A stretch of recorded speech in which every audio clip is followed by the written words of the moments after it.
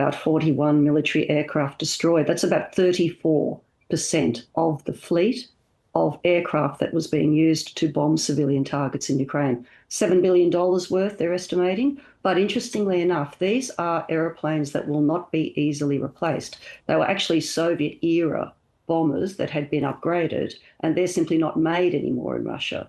So certainly very, very strategic military impact, but quite brazen, I think, when you think about what actually happened.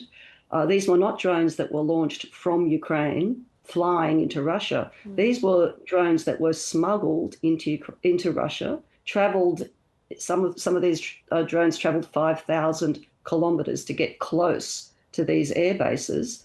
The drones themselves are new technology designed by Ukraine, and we see how Ukraine has been able to compensate for the fact that they are outnumbered in terms of troop numbers. They didn't have long-range missiles. They were able to come up with this ingenious plan of using Russia's own internal transportation system of trucks to get these weapons close enough to fire on these bombers. So with more than 40 of those bombers destroyed then, what's that going to do to Russia's military capability? Well, it's taken out a third of the fleet that were regularly being used to bomb Ukrainian civilian targets. But I think there's also perhaps an effect, a sort of a more widespread effect.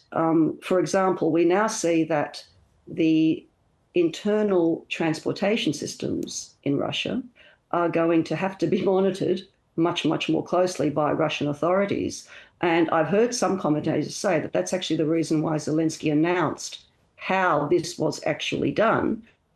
It was, in fact, to slow down the internal sort of transportation system within Russia, because now, effectively, any Russian truck can be carrying weapons deadly to Russia.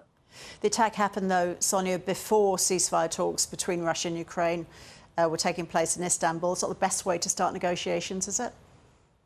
Look, I think, yeah, I mean, it's easy to say that and to see it if it were in isolation. I think it's important to understand the context of what's been happening throughout this entire process of supposed peace negotiations. The Russian military has been escalating and intensifying attacks on Ukraine.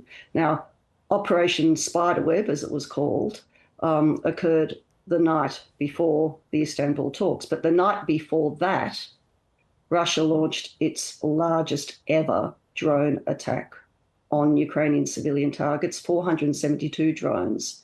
Now, a new record. Unfortunately, Russia keeps on setting new records in this way. Only hours after the last meeting in Istanbul, Russia then broke its own record with the largest drone attacks occurring over 3 days, 24th of May, 25th of May, 26th of May. So Russia has actually been increasing and intensifying its attacks on civilians, on civilian infrastructure, at the same time as amassing troops in the northeastern border areas of Ukraine, and by 20% increasing frontline activity. So we've seen both in terms of civilian attacks and on the military front lines, Russia escalating. And it's in response to that, I think, that Ukraine has taken that step.